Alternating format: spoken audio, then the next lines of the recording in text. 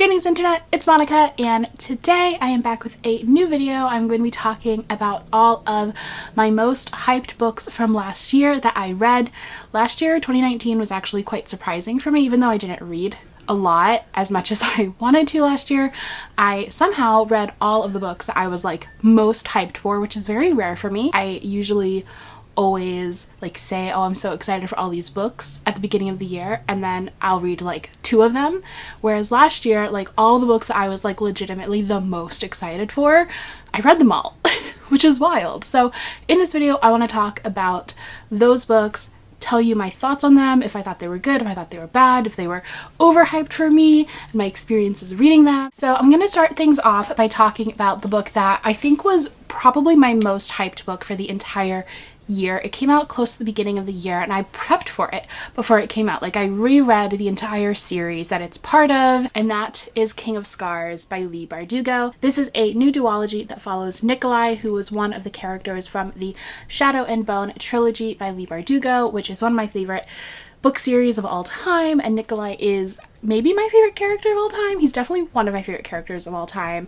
I absolutely adore him and loved reading about him in Shadow and Bone so much that I was just like, when she announced that this book was happening, I lost my damn mind.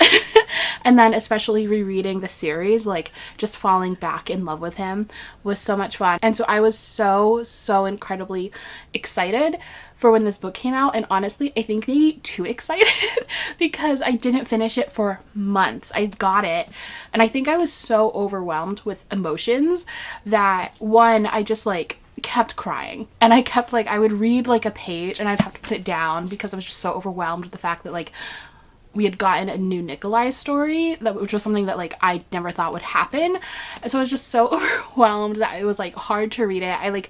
I find this happens sometimes where if you're a huge fan of something and a new thing from that world is coming out, it's really hard when it initially comes out, when you initially watch it or read it, to let yourself just enjoy it and to not go into it with all of your sort of expectations and wishes and excitement and have that like almost kind of ruin the experience. So I was kind of feeling that way while I was reading this. Like it was hard for me to think about it subjectively and to just like enjoy it. It ended up putting me actually into a huge book slump, and I ended up not picking up another book for months because of it. My whole plan was to try and do like a reading vlog for this book. Like I filmed a good chunk of it. Actually, I might put in one clip here of me just like breaking down in the middle of reading it.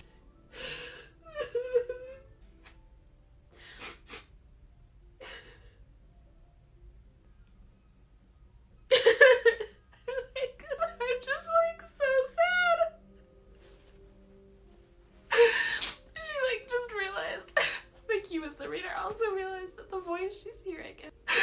Wow, I'm emotional. That will never see the light of day because I never finished this book within that time period. I then also wouldn't let myself read other things because I was like, no, I have to read and react to this one. So this is the book that I blame for why my 2019 reading was so bad. But I did eventually finish it, and I ended up loving it. This book has gotten such mixed reviews. Like, I feel like a lot of people didn't love it when they read it and found it to be slow or just not what they wanted it to be, and I completely disagree. I think this book is masterful, and I think for me it was really helpful to sort of take a step back and to give it some time before jumping immediately into it, because again, I think I just had like such huge expectations for it that like no book could meet. And I think taking a step back, giving myself some time, and then diving back into this world and these characters allowed myself to really enjoy it. And I truly did. I loved it so much. I can't really talk about the plot of it because I don't want to give away like things that happen in Shadow of Bone.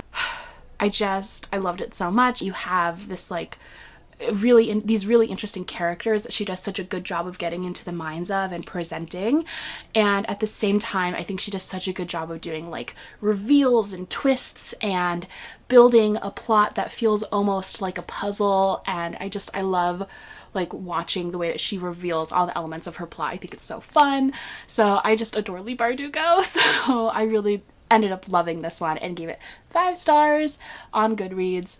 so good. I also read Daisy Jones and the Six by Taylor Jenkins Reid. This book I feel kind of mixed about. I ended up giving it, initially I think I gave it 4 stars and I dropped it down to 3. So here's the thing, I recommend this book all the time because I do think it's a really fun read, and especially the audiobook I think is one of the best audiobooks of all time. It's so engrossing. The acting is so well done. Like, it literally feels like you're listening to the interviews. So basically, the Daisy Jones and the Six is like an oral history of this fictional band, Daisy Jones and the Six. And it's basically all the different members of the band telling the story of their rise to fame. And I would recommend it to anyone who has read How to Build a Girl by Maureen or loved the film Almost Famous. I think if you're sort of into music history, music journalism, anything like that, I think you'll be really into it. They're a band from the 70s. And their group is kind of inspired, from my understanding, by both Fleetwood Mac and the Civil Wars. So it's definitely, there's lots of like intrigue and drama and angst, and I love the whole idea at the beginning of the book. Daisy has this line where she is like, I am the muse. And so a lot of it is about Daisy wanting to, sort of being pushed into this role of being men's muse, but wanting to be the creator herself. And I think in that sense it's really interesting. I think for me, I ended up just not really connecting with Daisy's with really any character except for Karen, who is another one of the bandmates, and her story is just amazing. Like, I honestly would recommend it for Karen's story. I think her whole arc is just fantastic, and I kind of wish the book was about Karen. And I think for me, the actual story itself, the writing itself, just felt very repetitive, and I found the ending to be it just frustrated me so much. It felt like such a cop-out, and I don't want to say too much outside of that, other than that, but I really didn't like it. And there's a certain TV show that it is basically the same ending as, and if you've watched that TV show and you've read the book, you've probably already made that connection, but I just wasn't a fan. At the same time, I still recommend this book to people because the audiobook is such a good reading experience, and I do think that it is an overall fun read. I feel like as I go farther and farther away from it, I am less and less enamored with it. Then I read Sorcery of Florence by Margaret Rogerson. This is a book that I was really excited about because the premise sounded really interesting to me. I haven't read An Enchantment of Ravens by her, but I was just really intrigued by the premise because it takes place in this world with these like magical libraries that have books that are almost like sentient beings, and I thought that was really cool.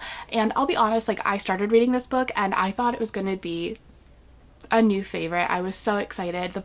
Just like the world and the characters were so interesting and promising and good. My issue with this book, and why I ended up actually very much so disliking it, because I feel like just squandered a lot of that potential. Sort of felt like the plot was there because it had to be there, like it was an afterthought that was just like sort of rushed together to have these characters, for like the purpose of these characters interacting. I feel like I have this critique with a lot of Doctor Who episodes, like Vincent and the Doctor is a great example, where you have these really interesting characters and a really interesting dynamic, but then you have this like, it has to have a monster of the week, so they put in a monster, but it's like the weakest part, you know, it's sort of just like there because it has to be there because it's a Doctor Who episode. I also just feel like she didn't delve deep enough into any of the things that she sort of started. So like the world was super interesting and the magic system was super interesting, but I felt like she kept it very light when I really wanted it to go a lot deeper. And same with the characters. I feel like they were really interesting on the surface, but other than that, I felt like there was nothing really underneath them that she really dug into. Whereas I could see like so much potential, especially with like Silas's character. I wanted so much more from it, and it disappointed me because it didn't give me more. It just felt very shallow. So that was my issue with Sorcery of Florence. Not my fave. Moving on, I picked up Wayward Son by Rainbow Rowell. This was another one of my top most anticipated books of the year. Obviously, that's what this video is about.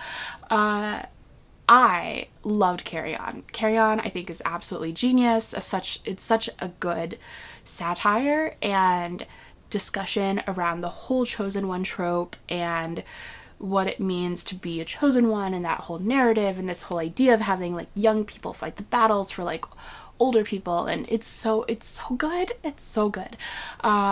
Wayward Son, I also thought was really brilliant. Wayward Son, so if Carry On was sort of a discussion about chosen ones, I think Wayward Son is very much so exploring trauma and the aftermath of trauma, especially like you reread all of these huge fantasy stories. Harry Potter is a great example. I actually would compare this a lot to Cursed Child, and I know a lot of people hate Cursed Child, and I recognize that the plot is a little bit bonkers at times, even though I will say that the twist in Cursed Child was literally my number one theory going into Deathly Hallows, but just putting that out there. But I think like Cursed Child, a lot of this book is really exploring the trauma that a hero has to deal with after being a hero. I know the ending of this has been kind of hit or miss for some people. I actually liked the ending.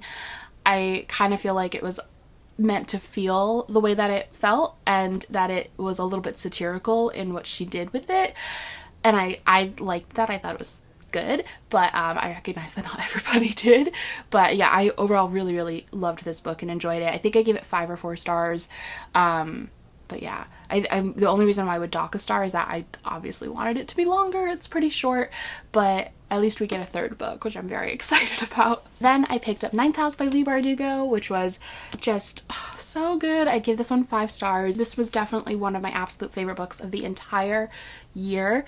I just adored everything Leigh was doing and saying in this book. Basically, this is a dark academia paranormal fantasy novel. It follows Alex Stern, who has grown up being able to see ghosts, and this has caused a huge amount of issues within her life.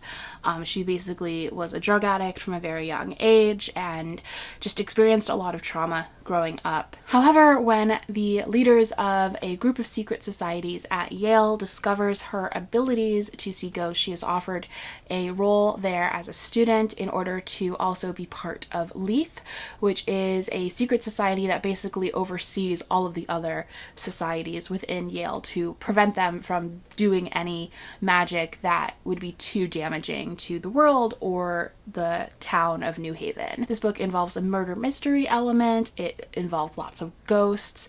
It is an amazing discussion of trauma and privilege. I would compare this one to like Veronica Mars meets The Secret History, and I would say if you hated The Secret History, I would still give this one a shot because I loved The Secret History. It's one of my favorite books of all time, but I get that it is a little bit drier. It's more of a novel of ideas in a lot of ways.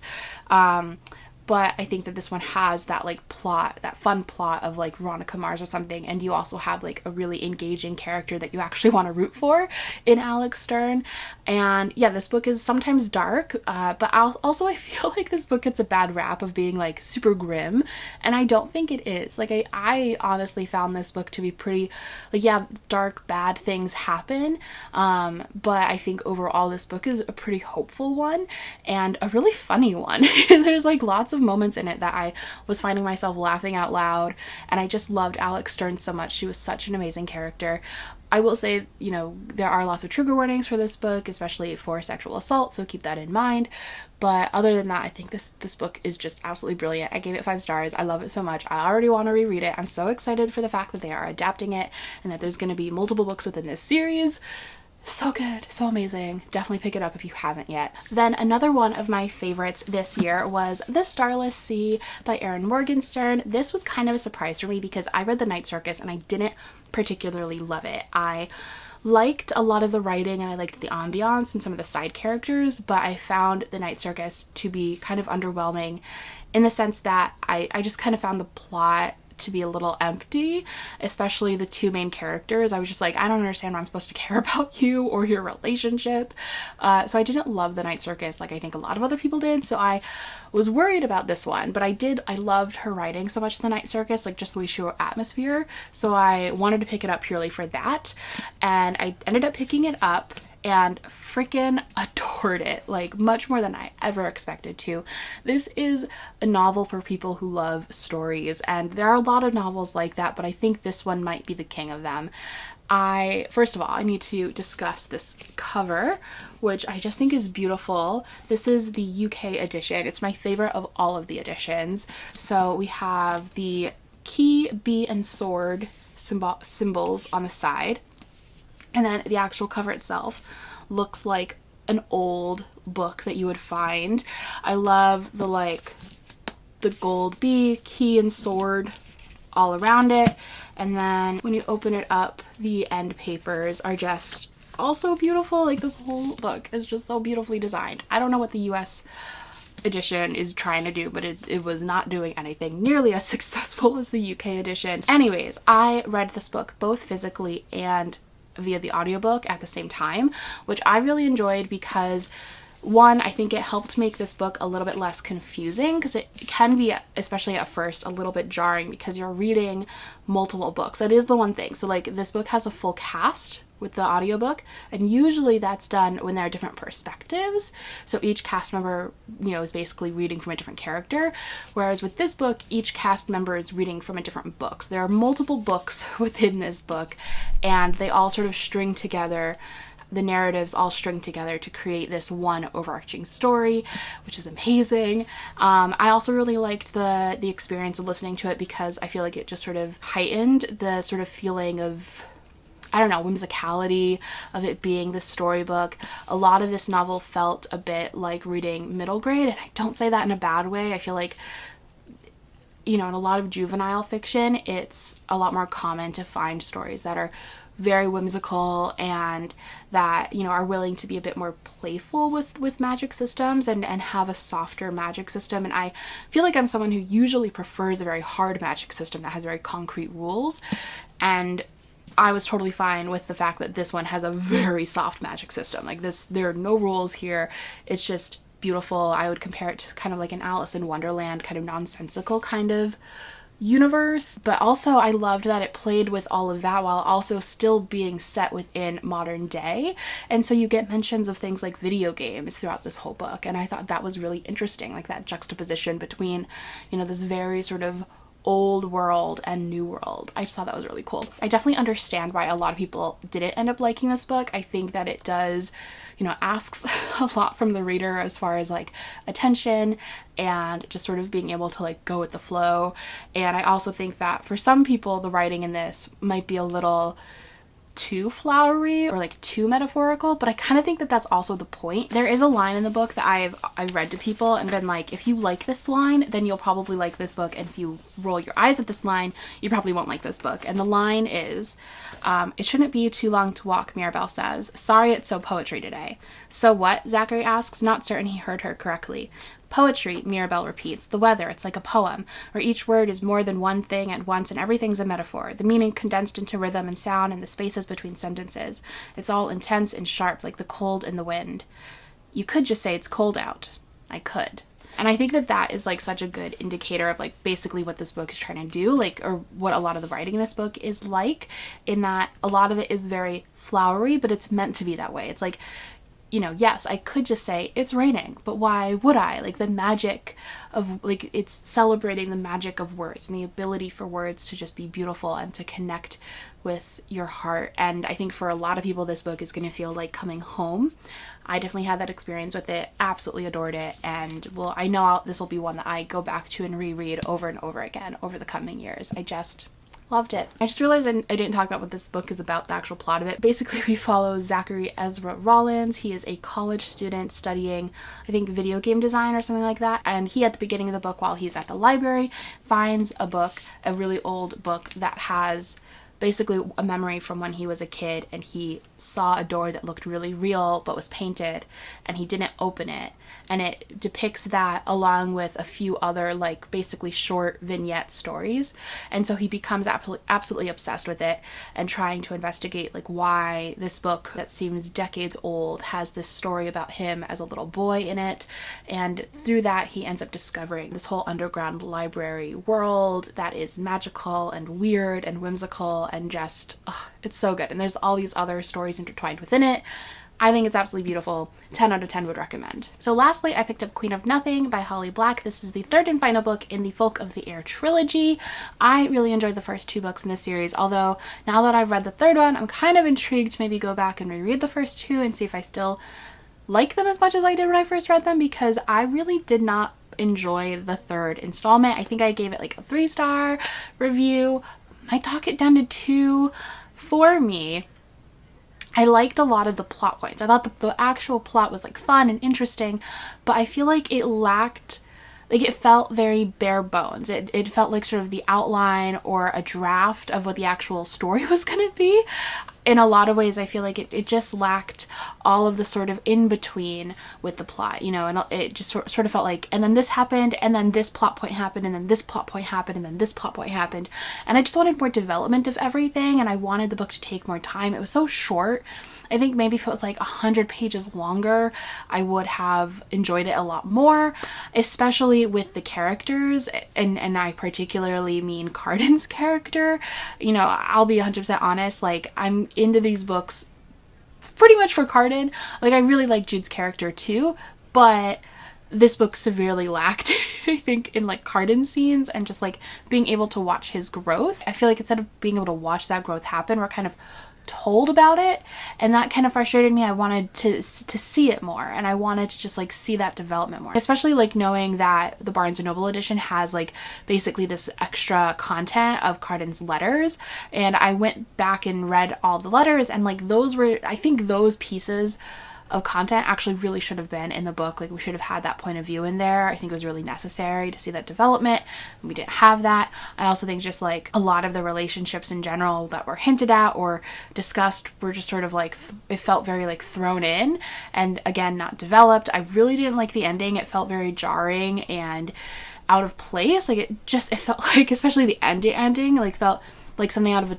different book, and that was kind of frustrating for me. So overall, this was a little bit of a downer for me. I just didn't end up loving it the way that I wanted to, alas. But overall, I am really happy that I read so many of the books that I was most excited for this year, and that I just got to check off all of these boxes for my year. If you've read any of these books, I would love to hear your thoughts in the comments down below about them, or if there are books that like you are most excited for, like 2019 releases that you were most excited for that you read. I'd love to hear your thoughts on your like most hyped books. And yeah, I'm excited to maybe do this again next year and sort of just look back at the books that I was most excited for and looking forward to throughout the year, and just be able to like talk about how I ended up feeling about them afterwards. So thank you guys so much for watching, and I'll talk to you next time. Bye!